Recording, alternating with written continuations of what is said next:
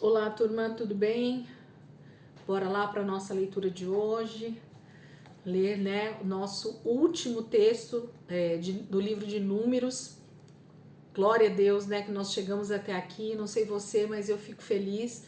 Comemoro mesmo, porque mais um ano o Senhor tem nos levado, né, para esse entendimento da palavra, dessa disciplina espiritual que é tão importante, que é a leitura da palavra, a meditação na palavra, né?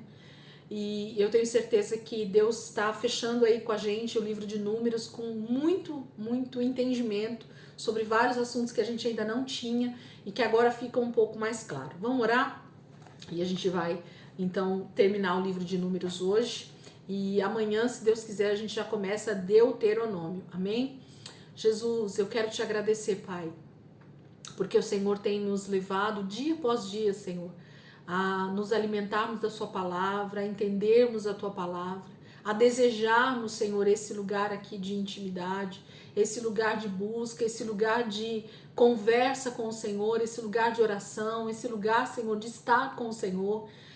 Mesmo que durante todo o nosso dia, Senhor, a gente tem momentos de falar com o Senhor, de estar com o Senhor, mas quando nós, então, decidimos nos recolher, vir para esse lugar onde nós paramos tudo o que estamos fazendo e nos voltamos para a sua palavra, Senhor, como é bom, Senhor, como nós nos sentimos agraciados pela tua presença, como nós nos sentimos bem, Senhor, porque sabemos que o Senhor está aqui nos ensinando, o Senhor está aqui nos ajudando a compreender a tua palavra, o Senhor está aqui conosco, revelando a verdade do teu coração para o nosso coração. Obrigada, Jesus, por esses momentos tão preciosos. E hoje, Senhor, não melhor do que os outros dias, mas mais um livro, Senhor, que o Senhor deixou aqui na tua palavra, que é o livro de Números. Nós estamos aqui compreendendo ele, terminando ele nesse dia. E nós somos muito gratos, somos muito felizes, Senhor, por aquilo que o Senhor está fazendo. Obrigada, Jesus, por mais esse dia, por mais esse final de semana abençoado que o Senhor está nos dando, Senhor. Um sábado bendito, maravilhoso, para a honra e glória do Senhor. Nós te damos graças, Pai, por mais esse dia, em nome de Jesus. Amém, queridos? Glória a Deus. Vamos lá, então? Semana 11, dia 6, né? Nós estamos caminhando aí para os últimos dias dessa semana 11. E hoje, então, a gente vai finalizar o livro de Números, capítulo 35 e 36. Vamos lá? 35:1 diz assim: O Senhor disse a Moisés: nas campinas de Moabe, junto ao rio Jordão, do outro lado de Jericó, diga aos israelitas que da terra que receberem, eles devem dar algumas cidades aos levitas, para nelas morarem. Também devem dar algum campo ao redor das cidades para os seus rebanhos, seu gado e todos os seus animais. Eles morarão nessas cidades e os animais deles ficarão no campo em volta das cidades. As pastagens dos arredores das cidades que vocês darão aos levitas se estenderão por 450 metros desde o muro da cidade para cada um dos seus lados dessas cidades. Fora da cidade, vocês medirão 900 metros para o lado leste, 900 metros para o lado oeste, 900 metros para o lado sul e 900 metros para o lado norte, ficando a cidade no centro. Essas serão as áreas de pastagem das cidades. 6 das cidades que vocês darão aos levitas serão cidades de refúgio, para onde irão aqueles que tiverem matado alguém. Além disso, vocês darão a eles mais 42 cidades. Vocês devem então dar ao todo 48 cidades aos levitas, junto com o campo em volta. Essas cidades que vocês derem aos levitas das terras dos israelitas serão dadas proporcionalmente à herança de cada tribo. As tribos que tiverem muitas cidades darão mais cidades, e as tribos que tiverem poucas cidades darão menos cidades aos levitas. E o Senhor disse a Moisés: diga aos israelitas que quando atravessarem o rio Jordão e entrarem na terra de Canaã, devem escolher quais serão as cidades de refúgio, para onde poderá fugir a pessoa que matar alguém involuntariamente. Essas cidades servirão para proteger a pessoa que tiver matado alguém involuntariamente dos parentes da vítima que quiserem se vingar, até que o povo julgue se o homicídio é culpado ou não. Serão 6 as cidades que vocês darão por cidades de refúgio, das quais 3 cidades de refúgio ficarão do lado de cá do Rio Jordão e 3 na terra de Canaã. Essas 6 cidades serão lugar de refúgio para os israelitas, para os estrangeiros que moram no meio de vocês e para os estrangeiros que estiverem de passagem pelo país, para que ali se refugiem e refugie o homicida que matar alguém involuntariamente. Mas se alguém ferir alguma pessoa com um pedaço de ferro e esta pessoa morrer, ele é homicida e terá de morrer. Ou, se ele a ferir com uma pedra que possa causar a morte e a pessoa morrer, ele é homicida e terá de morrer. Ou, se ele a ferir com um pedaço de madeira que possa causar a morte e a pessoa morrer, ele é homicida e terá de morrer. O vingador da vítima matará o homicida quando encontrar essa pessoa. E se alguém empurrar uma pessoa com ódio ou intencionalmente jogar alguma coisa contra essa pessoa e essa pessoa morrer, ou se com má intenção matar uma pessoa com as próprias mãos, essa pessoa é homicida e o vingador da vítima matará o homicida quando o encontrar. Mas se empurrar uma pessoa sem ódio, ou empurrar uma pessoa, ou então atirar alguma coisa contra ela involuntariamente, ou ainda se deixar cair involuntariamente alguma pedra sobre ela que possa matá-la e a pessoa morrer, não sendo sua inimiga, e quem matou não fez isso de propósito, então a comunidade julgará entre ele e o vingador da vítima, de acordo com essas leis. A comunidade livrará o acusado de assassinato do vingador da vítima, deixando o homicida continuar na cidade de refúgio para onde tinha fugido. Ali permanecerá até a morte do sumo sacerdote, que foi ungido com o óleo sagrado. Mas, se o acusado sair por alguma razão dos limites da cidade de refúgio e o vingador da vítima se encontrar com ele fora da cidade, então poderá matar o acusado sem ser culpado por essa morte. O homicida deve morar na cidade de refúgio até a morte do sumo sacerdote. Somente depois da morte do sumo sacerdote, o homicida voltará à sua propriedade. Essas leis são permanentes para gerações futuras, em qualquer lugar que vocês morarem. Todo aquele que matar uma pessoa terá de ser morto. Como homicida, se houver 2 ou mais testemunhas. Nenhuma pessoa morrerá se houver apenas uma testemunha contra ela. Vocês não devem aceitar dinheiro para proteger a vida de uma pessoa que é culpada da morte de alguém, pois essa pessoa deve morrer. Também não aceitem dinheiro daquele que mora na cidade de refúgio para voltar à sua própria terra antes da morte do sumo sacerdote. Não profanem a terra onde vocês estão. O derramamento de sangue profana a terra. E a única maneira de fazer a cerimônia de purificação da terra, onde alguém foi morto, é por meio do sangue de quem o derramou. Por isso, vocês não devem contaminar a terra onde habitam e no meio da qual eu habito. Eu, o Senhor, habito no meio dos israelitas. Capítulo 35 fala da lei para os homicidas, né? Primeiro fala da separação das terras e especificamente da terra para os levitas. Então fala de 6 cidades refúgio, que eram como se fossem lugares onde as pessoas realmente podiam fugir se elas não tivessem matado alguém de forma intencional, né? Então eu não fiz por querer, então eu podia fugir para essa cidade refúgio e ficar lá porque eu não poderia ser morto antes do verdadeiro julgamento, antes de ter certeza se eu fiz aquele crime com intenção. Então eu ficaria guardado nessa cidade de refúgio.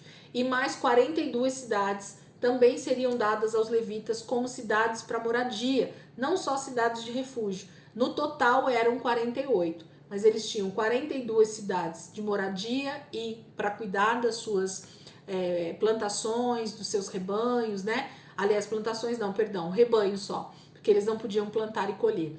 Eram trazidos só, né, as plantações, perdão, falei bobagem aqui.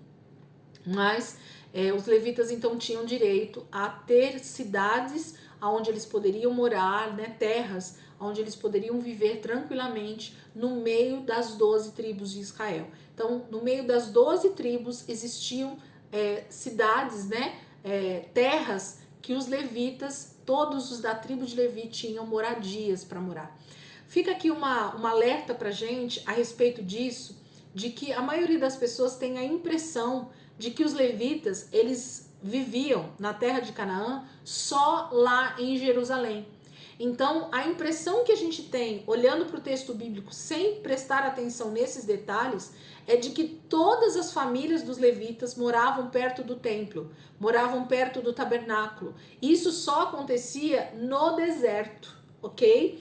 Deus agora aqui no capítulo 35, ele está dizendo que quando eles entrarem na terra de Canaã, então sim, vai ter um lugar específico que o tabernáculo ficaria, que depois o templo, né, seria construído também, que é Jerusalém. Mas as cidades, os lugares aonde os levitas moravam, não era somente ali em Israel, em Jerusalém, ou na cidade de Jerusalém, ok? Era em todo o território de Israel, em todo o território de Canaã, ok? Então eles tinham levitas lá no norte, lá no sul, oeste, leste, eles tinham cidades, moradias de levitas em todo o território. Então os levitas não ficavam concentrados numa só cidade, eles não construíram somente um lugar para eles, mas existiam levitas em todo o território de Israel. E aí fica uma dica para nós, aqueles que serviam a Deus com a sua vida sacerdotal, eles estavam no meio de todas as tribos. Então Israel tinha levitas vivendo próximo deles em todo o território de Canaã. Então eles eram exemplos para as 12 tribos em todo o território, em toda a terra de Canaã, ok? Então eles tinham sempre algum levita próximo deles para aconselhar, para talvez ajudá-los em algumas coisas, para tirar dúvidas, para estar perto deles. Mas quando eles estavam em serviço, dentro do... A gente vai ver isso mais para frente. Quando eles estavam a serviço no seu turno, aí sim, esses levitas saíam das suas terras, de onde eles moravam, e iam em direção ao tabernáculo e ficavam ali durante o período que eles estavam servindo. Então eles viajavam e passavam um tempo lá junto ao tabernáculo no momento em que eles estavam a trabalho. Quando eles terminavam o turno deles, então eles retornavam para suas casas na terra onde eles tinham moradia, ok? Se era lá no norte, eles voltavam para o norte, se era no sul, voltavam para o sul, leste ou oeste. Então existiam famílias dos levitas em todo o território de Canaã, ok? Então aqui faz a divisão certinha. E depois fala dessas cidades refúgio que serviriam então para os homicidas. E aí dá a lei de Deus, né? Deus coloca os princípios de como eles deveriam julgar, de como eles deveriam fazer com alguém que fosse homicida, que matasse o seu próximo, tá bom? Capítulo 36, aqui tem muito mais coisa nesse capítulo 35, mas a gente não tem esse tempo aqui para esmiuçar tantos versículos. 36, então vieram os chefes de família dos grupos de famílias de Gileade, filho de Maquir, que é filho de Manassés, que pertencem aos grupos de famílias dos descendentes de José, e foram falar com Moisés e com os líderes das tribos de Israel, e disseram: o Senhor ordenou ao meu senhor, por meio de um sorteio, para dar esta terra como herança aos israelitas, e para dar a parte da herança de nosso irmão Zelofeade às suas filhas. Mas, se elas se casarem com homens de outras tribos israelitas, as propriedades delas deixarão de pertencer à nossa tribo e pertencerão à tribo daqueles com quem elas se casaram. Desse modo, a nossa parte que recebemos por sorteio diminuirá. Porém, quando chegar o ano do jubileu, para os israelitas, a herança delas será acrescentada definitivamente à tribo daqueles com quem elas se casarem, e a propriedade delas será tirada da herança da tribo de seus pais. Então Moisés instruiu os israelitas de acordo com as ordens do Senhor, dizendo: os homens da tribo de José têm razão. Esta é a palavra que o Senhor mandou acerca das filhas de Zelofeade, dizendo: elas poderão se casar com qualquer homem que lhe agradar, mas que seja da mesma tribo de seu pai. Desse modo, as heranças dos israelitas não passarão de uma tribo para outra, pois todos os israelitas manterão as propriedades na tribo que herdaram dos seus antepassados. Por isso, as moças que possuírem alguma propriedade só podem se casar com alguém da própria tribo, para que cada tribo possua a herança dos seus antepassados. Nenhuma herança deverá passar de uma tribo para outra, pois cada tribo deve manter as terras que herdou. As filhas de Zelofeade obedeceram às ordens que o Senhor tinha dado a Moisés. Por isso, Maalá, Tirza, Ogla, Milca e Noá, filhas de Zelofeade, casaram-se com seus primos paternos, dentro dos grupos de famílias da tribo de Manassés, filho de José, e as suas propriedades permaneceram na tribo do pai delas. Esses são os mandamentos e as ordens que o Senhor deu ao povo de Israel por meio de Moisés, nas campinas de Moabe, ao lado do rio Jordão e do outro lado de Jericó. Então, capítulo 36 fala de uma situação que eles ajustaram ali antes que alguma coisa realmente acontecesse. Então, não havia nem sido ainda dividido as terras, mas os chefes de famílias, né, da tribo de Gileade, fala aqui, das famílias de Manassés, eles vão até Moisés e colocam uma questão para Moisés aqui, que era as filhas de Zelofeade, que elas teriam que se casar com homens ali de Israel, das tribos, mas segundo as leis que Moisés já tinha dado aqui e segundo a divisão das terras, que eles já sabiam que ia acontecer quando eles entrassem na terra de Canaã, essas moças se casariam com homens de outras tribos e aí tudo que elas possuíam ia ser da família dessa outra tribo. Então eles só ajustam aqui com Moisés a questão de que as filhas de Zelofeade deveriam então se casar somente com homens, poderia ser qualquer um, o Senhor dá essa direção, né? Pode ser com qualquer homem, mas desde que permaneça então dentro da tribo de Manassés, para que cada terra, cada propriedade de cada tribo não fosse então conquistada ou entregue para outras tribos. O que seria isso? Da forma como Deus instituiria, né, as divisões das terras para as 12 tribos, eles permaneceriam assim para sempre. Né? Deus iria, né, distribuir terras para as 12 tribos e essas terras não poderiam ser passadas para outras tribos através de casamentos, né? Heranças não poderiam ser dadas para outras tribos. Então, Deus mais uma vez cercando cada uma das 12 tribos para eles permanecerem fiéis e firmes ao propósito do Senhor de guardar a descendência de cada tribo.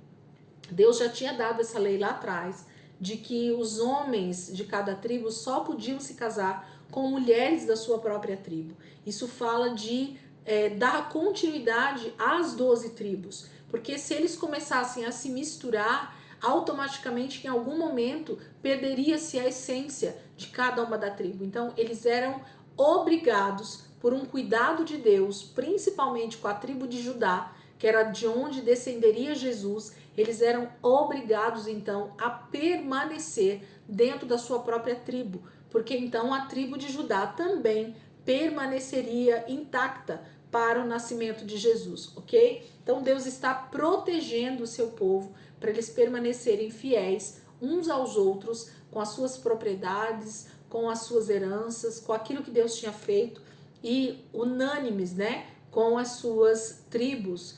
E as 12 tribos então permaneceriam para sempre. Esse era o desejo de Deus para Israel nesse momento. Amém, queridos? Glória a Deus pela nossa vida, glória a Deus pela tua vida que está aí agora comigo, nesse exato momento, aqui nesse vídeo, e está terminando comigo aqui a leitura do livro de Números, né? O 4º livro do Pentateuco, né? Dos 5 primeiros livros da Bíblia.